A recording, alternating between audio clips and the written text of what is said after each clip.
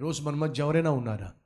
నేను ప్రమాదం గుండా వెళుతున్నాను, అనారోగ్యం గుండా వెళుతున్నాను, ఆర్థిక ఇబ్బంది గుండా వెళుతున్నాను, కానీ ప్రశాంతత లేకుండా ఉంది, నెమ్మది లేకుండా ఉంది, తల్లడిల్లిపోతున్నాను, టెన్షన్ పడిపోతున్నాను, కంటికి నిద్ర లేకుండా ఉంది, తిన్నది అరగకుండా ఉంది అనే స్థితిలో నువ్వు ఉన్నావు అంటే బహుశా నువ్వు నీ జీవితాన్ని ప్రభువుకు అంకితం చేయలేదేమో. బహుశా నీకున్న సమస్యలను యేసయ్యకు అప్పగించలేదేమో. నీ భారము యెహోవా మీద మోపుము అని బైబిల్లో ఉంది. మీ చింత యావత్తు నా మీద వెయ్యండి ప్రభు సెలవిచ్చాడు. మనకున్నటువంటి బలహీనత ఏమిటంటే చింతలన్నీ మన మీద వేసుకుంటాం, మనమే మోసే ప్రయత్నం చేస్తాం. ఫలితంగా నిద్ర పట్టక, నెమ్మది లేక అల్లాడిపోతూ ఉంటాం. పేతురు ఒక అద్భుతమైన పాఠం నేర్పిస్తున్నాడు. ఒకప్పుడు నేను పిరికోడిని, ఒకప్పుడు అక్కడ ప్రమాదం లేకపోయినా పారిపోయిన వాడిని, కానీ నా దేవుడు నన్ను ఏ స్థాయికి తీసుకొచ్చాడంటే ప్రమాదం పొంచి ఉన్నా సరే ప్రశాంతంగా జీవించే స్థాయికి నా ప్రభువు తీసుకొచ్చాడు. ఎందుకు అంటే నా ప్రభువు చేతిలో నా జీవితాన్ని పెట్టేశాను.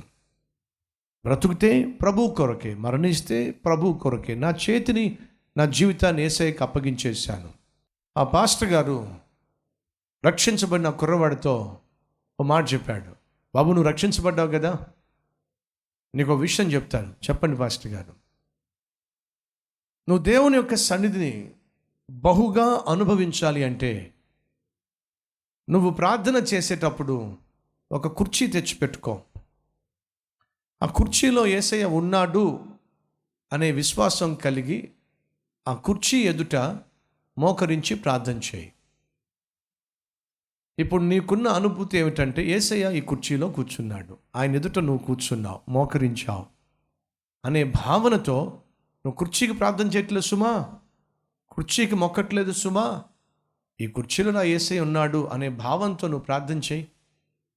ఆయన యొక్క సన్నిధిని నువ్వు బహుగా అనుభవిస్తావు. ఈ గదిలో యేసయ్య ఉన్నాడు, ఈ కుర్చీలో యేసయ్య కూర్చున్నాడు అనే భావంతో నువ్వు ప్రార్థన చేయి. దేవుని సన్నిధిని నువ్వు చక్కగా అనుభవిస్తావు. ఒక సలహా ఇచ్చాడు. ఆ యవ్వనస్తుడు దాన్ని అలవాటు చేసుకున్నాడు.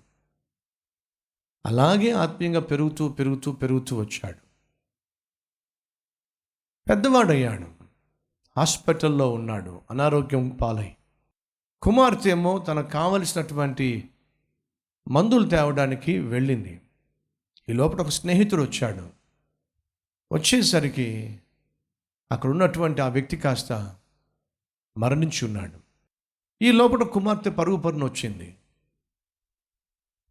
తండ్రి చనిపోవడం చూసింది.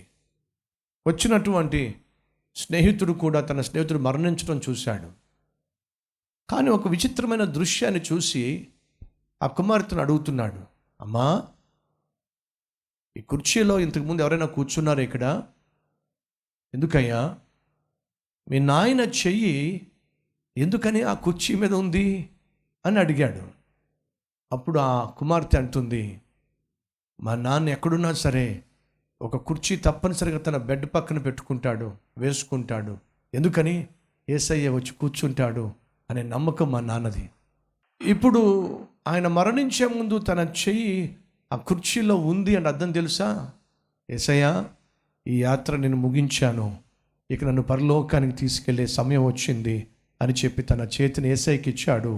యేసయ్య నా తండ్రిని తీసుకెళ్ళిపోయాడు.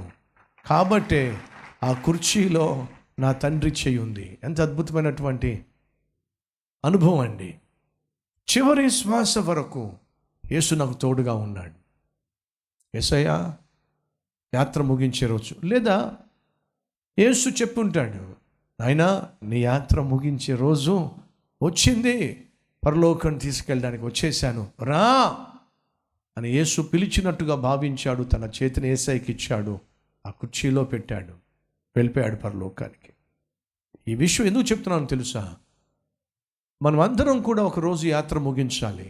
ఏ రోజు ముగిస్తామో మనకు తెలియదు. కాబట్టి ప్రతిరోజు మనం క్రీస్తుకు దగ్గరగా జీవిస్తే, క్రీస్తులో జీవిస్తే మరణానికి భయపడాల్సిన అవసరము లేనేలేదు. మరణిస్తాను అని తెలిసి కూడా పేతురు ఎంత ప్రశాంతంగా జీవించాడండి.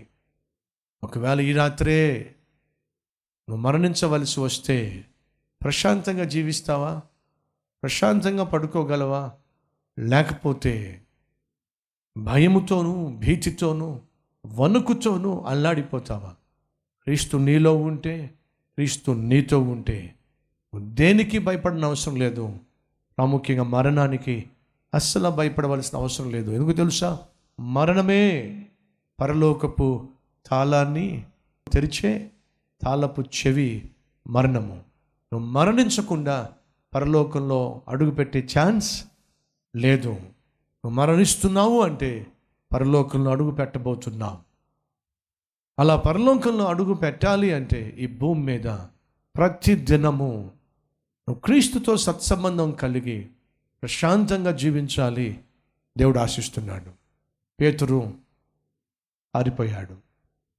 పారిపోయిన పేతురు ప్రమాదం పొంచి ఉన్న ప్రశాంతంగా జీవించగలిగాడు.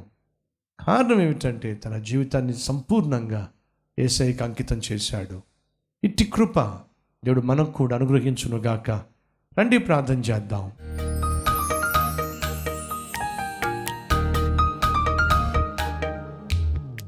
మహాపరిశుద్ధుడు అయిన ప్రేమ కలిగిన తండ్రి, దివ్యమైన నీ సందేశము ద్వారా మాతో మాట్లాడావు. పేతురు పారిపోయాడు, కానీ పరిశుద్ధాత్మ చేత నింపబడి ప్రసంగించాడు. తన ప్రసంగాల శక్తిని బట్టి ప్రమాదంలో పడ్డాడు. ఎంతటి ప్రమాదం వచ్చినప్పటికీ కూడా ప్రశాంతంగా జీవించగలిగాడు. అయ్యా, ఈరోజు మాకు అట్టి స్థితి కావాలి. ప్రశాంతంగా జీవించే జీవితం కావాలి. సైతాను ఎన్ని శోధనలు తీసుకొచ్చినా, ఎన్ని ఆటంకాలు తీసుకొచ్చినా, ఎన్ని అవమానాలు తీసుకొచ్చినా, ఎన్ని ఆపదలు తీసుకొచ్చినా, ఎన్ని అపాయాలు తీసుకొచ్చినా ఏమాత్రము వెరువక ధైర్యముగా జీవించే జీవితం మాకు దయచేయండి.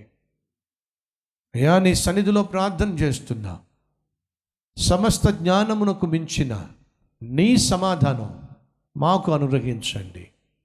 నీ కొరకు మేము సాక్షులుగా నీ చిత్తము చేసే సేవకులుగా ధైర్యముగా నిన్ను సేవించే కృపనివ్వండి.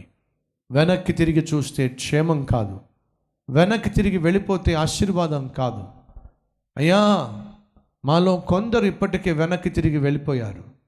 ఒకప్పుడు ఆత్మీయంగా, ఒకప్పుడు పరిశుద్ధంగా, ఒకప్పుడు నీకు అంగీకారంగా జీవించిన వాళ్ళే ఇప్పుడు నాయనా నీకు అభ్యంతరకరంగా తయారయ్యారు. ఇది మొదలుకొని ఏ ఒక్కరూ నాయనా క్రైస్తవులను వెంబడించక క్రీస్తును వెంబడించే క్రైస్తవులుగా మేము ఉండులాగున, సేవకులు మరొక సేవకుడిని వెంబడించక సేవకు ఆధారమైన నిన్ను వెంబడించే కృప మాకు దయచేయమని, మరణానికి ఏమాత్రము భయపడక ప్రతిరోజు నాయన సిద్ధపాటు కలిగి జీవించే కృపను ఇవ్వమని యేసుక్రీస్తు నామం పేరట వేడుకుంటున్నాము తండ్రి. ఆమేన్.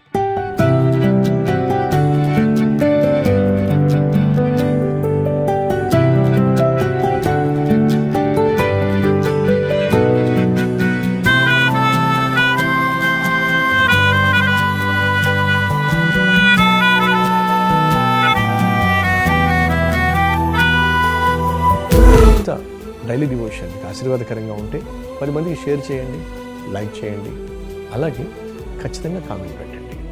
మళ్ళీ రేపు ఇదే సమయంలో మరొక అద్భుతమైన డైలీ డివోషన్ మీ ముందుకు రాబోతున్నాను. అంతవరకు సెలవు.